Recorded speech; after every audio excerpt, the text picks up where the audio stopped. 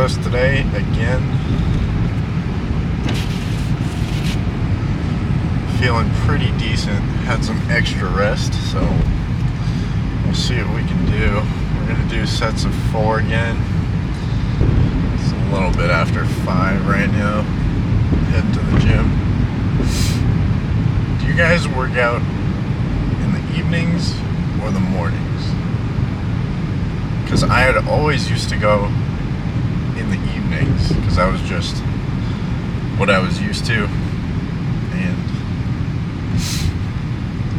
I would just go after work. But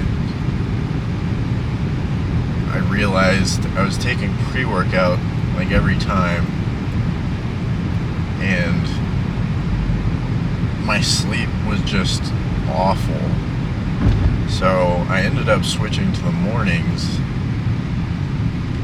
That way I could take my caffeine and still get sleep. And I noticed a huge improvement in my sleep and my recovery. So if you guys are taking pre-workout, you know, caffeine at 5, 6 p.m., even 4, depending on when you're going to bed, like, it can really mess with your sleep. Because even if you don't feel it and you say, oh, it's fine, you know, I can still fall asleep, it still affects your sleep cycles. Caffeine has a lot of downstream effects. So if you guys are going to work out in the evenings, just be wary of that, you know. Don't go to bed stimmed out of your mind. They make, you know, stim-free pre-workouts. So if that is something that you do, that could be a good alternative. But if you're not sleeping, then you're not recovering. And sleep is huge. A lot of people don't get enough sleep. They always have, you know, the grind set. They think, oh, I don't need sleep, I just need to work hard. But when it comes to working out and even cognitive function, you know, it's essential to sleep. If you don't sleep, your body can't recover from the day before. So y'all need to sleep more.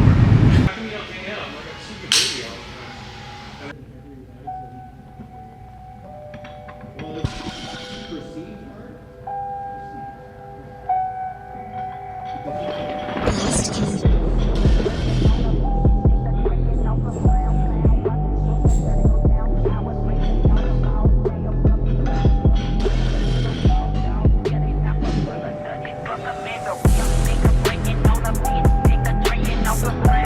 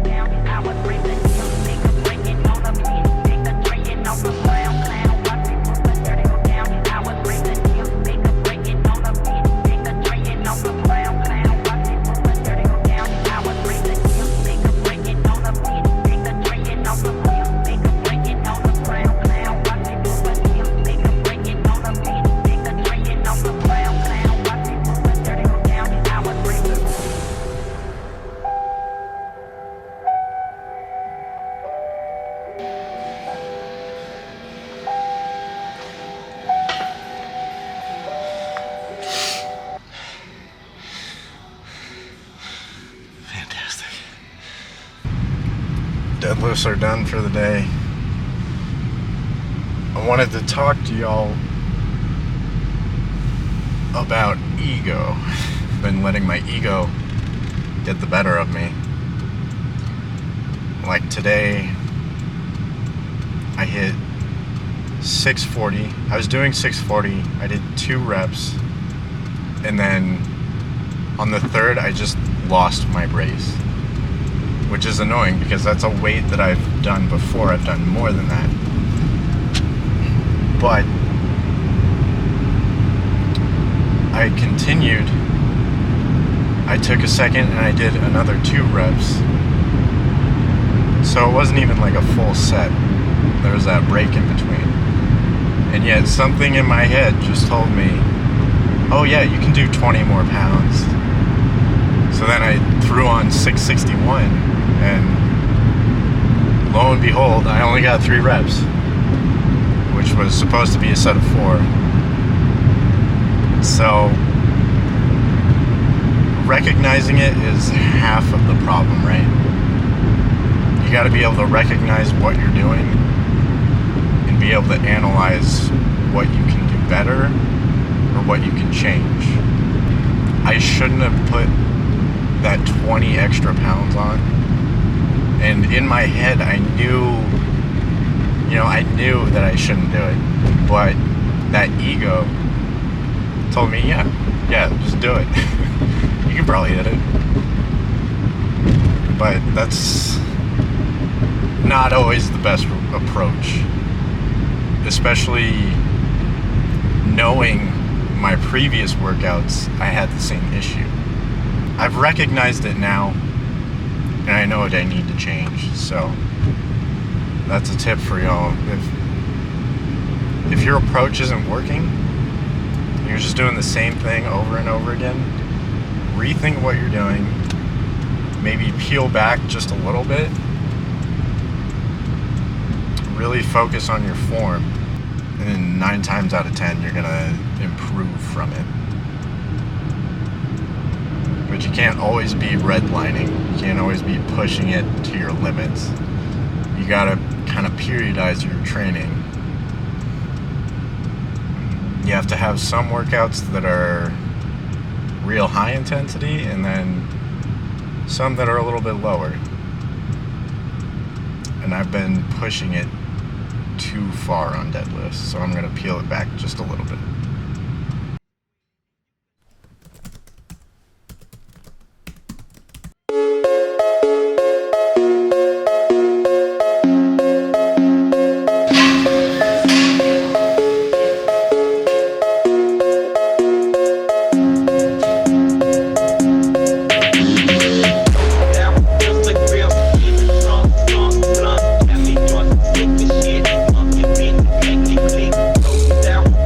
Real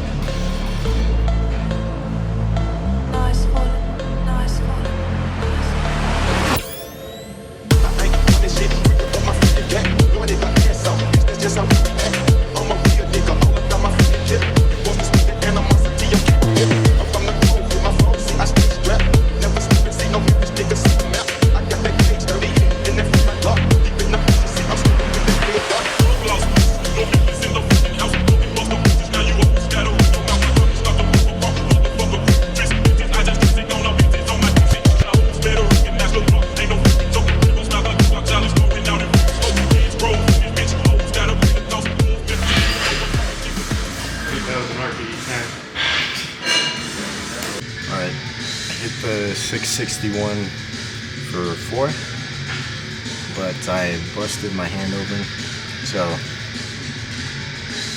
always keep some of these on you and clip the skin.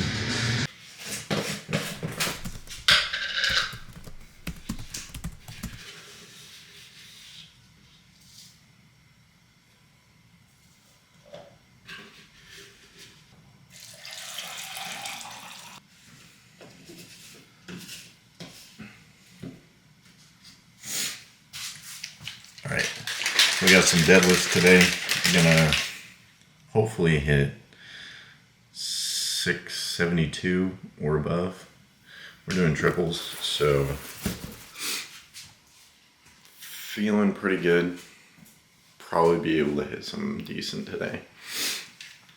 But I wanted to talk to you guys about sumo and conventional deadlifts, because I always used to be a conventional deadlifter because that's just always the way I had done it, and I did have a little bit of that mindset that sumo is cheating, which is kind of stupid, especially if you're powerlifting, where the goal is to just lift as much weight as possible. Some people are built better for sumo or conventional. So my main point is try it out. Don't be so closed-minded that you're not willing to try it out for a little bit, because I tried it out after being a conventional lifter for years, and I was able to lift a hell of a lot more doing sumo. So if you don't really have a reason to not try it, then you're just kind of holding yourself back. So stay open-minded. Alright, last warm-up at 596. Felt pretty good, so moved pretty fast. So we got 650 on the bar right now. Gonna do my first set, see how it moves.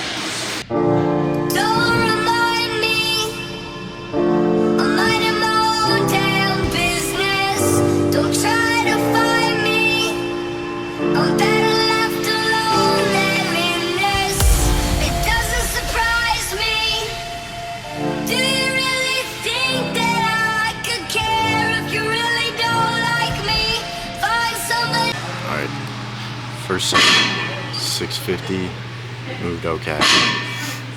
We're gonna keep the weight the same and just try to dial it in a little bit. That one felt a little rough. It's usually how it is. It could be anyone else out there. Don't fret. I don't ever wanna see you, and I never wanna meet you again. One thing, when you're angry, you're drunk, and then you treat me like I'm worth nothing. Don't fret. I don't ever wanna see you, and I never wanna meet you again. Alright, the second set, 650, felt better, but still alright. Moved faster, but we've got 672 loaded up, and I think it'll move alright. We'll see.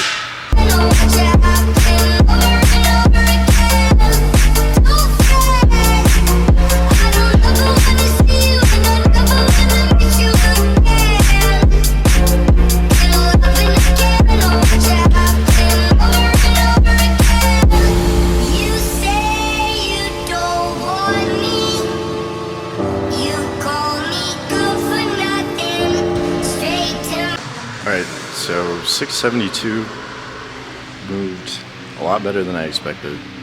It actually moved pretty well. So now we have 683 on the bar, and I think I got it, but we'll see.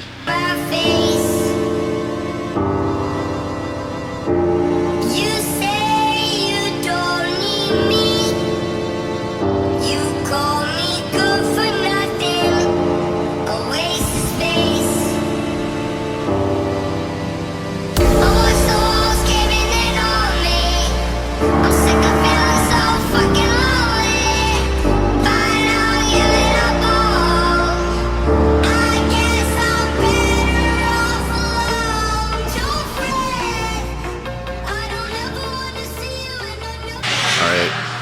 went for the 583, 683, my bad.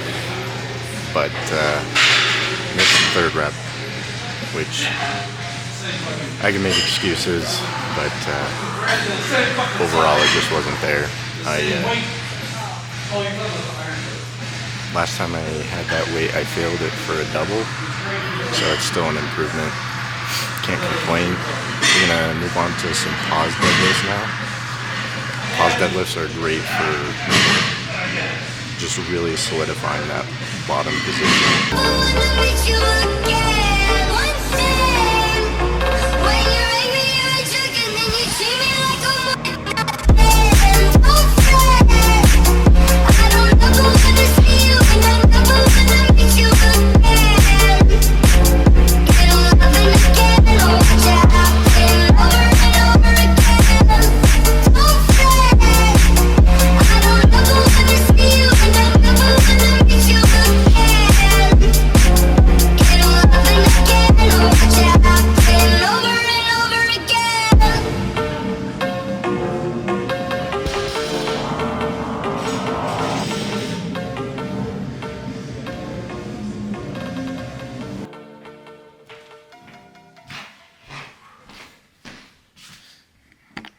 All right, we are done with deadlifts today.